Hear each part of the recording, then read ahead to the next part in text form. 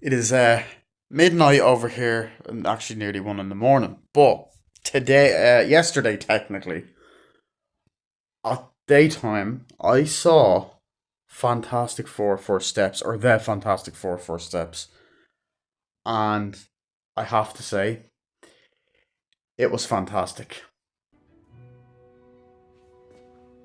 Say that again? I mean, no, like genuinely, I can safely say because I've actually never used this phrase before, and I'm being serious when I say I haven't actually used this phrase before because I'm not gonna fall for bullshit, but the MCU is fucking back. Okay? Fuck me, it has been a bumpy ride since Endgame or post Endgame movies. Um, there's been a handful of them that I've absolutely loved. Like I loved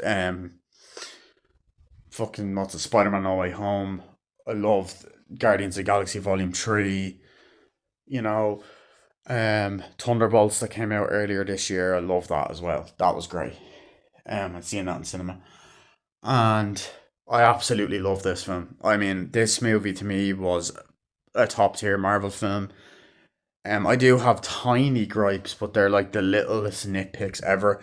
This is one of the best MCU films, probably the best in a fucking long time. Like, I mean, like very fucking great. This film. I mean, like on top of that, very great. That's not even fucking proper English. But on top of that, right?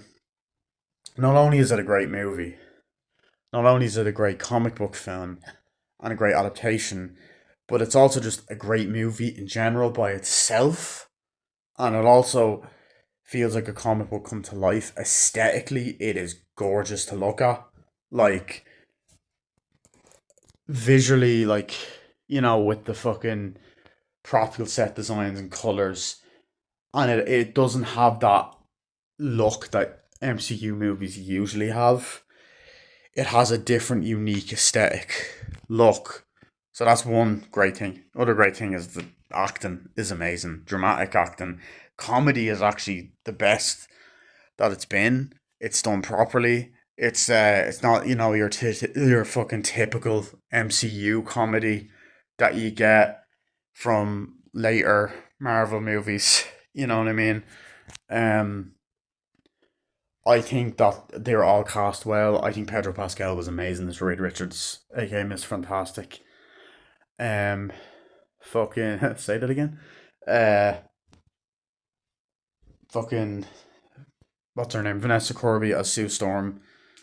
Aka the Invisible Woman was perfect as well.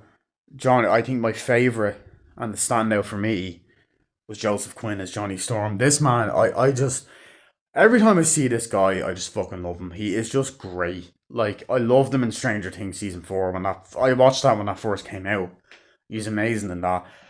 I was a big fan of A Quiet Place Day One. I thought he was brilliant in that. I loved him in Gladiator Two as well. I love that film. I love both of those. Like Pedro Pascal was in that as well.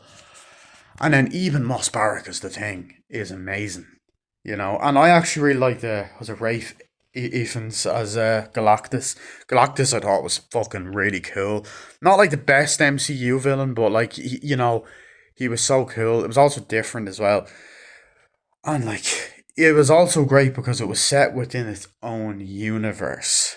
You know, um, and it was a Fantastic Four movie that was focused on being a Fantastic Four movie with Fantastic Four references, Fantastic Four characters. There is no references to Fantastic Four. No, no, there is loads of references to Fantastic Four. Sorry, there is no references to other non Fantastic Four characters.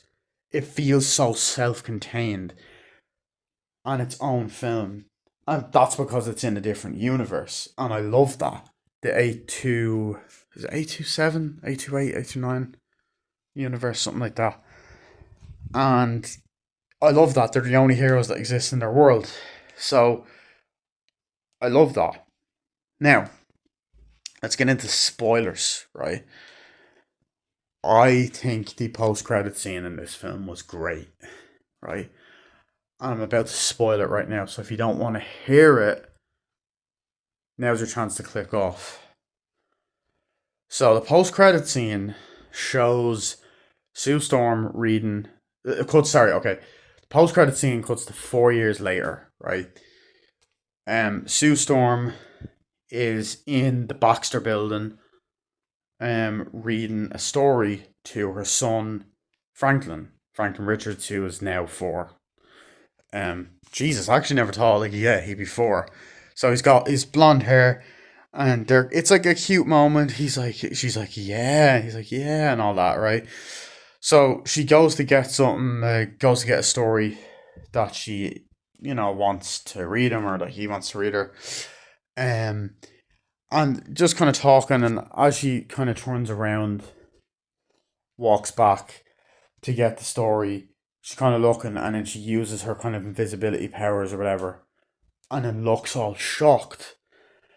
And then we see if this gave me such goosebumps. We then see a figure, a hooded figure, right, standing over Franklin. What's happening right now? Oh, Jesus, that was weird. We see a hooded figure standing over Franklin, right? And that figure holding a mask. And that figure is Doctor Doom with the Doom mask, which I don't know if in that scene it's a stand in actor or if it was Robert Downey Jr. playing him. And then, like, you see Sue looking all fucking panicky and worried, and then it just pops up. Fantastic Four will return in Avengers Doomsday as a Sue, yeah. And then the second post credit scene is literally an animated comedic thing. But I love this film. I mean, this movie, like, the other thing is, it's different in the best possible ways. Like, it's got that futuristic, retro 60s feeling, which I loved. So retro, futuristic 60s aesthetic. So look, I am going to do a more in-depth, proper movie review, but I absolutely love this film, and I definitely recommend it to anyone.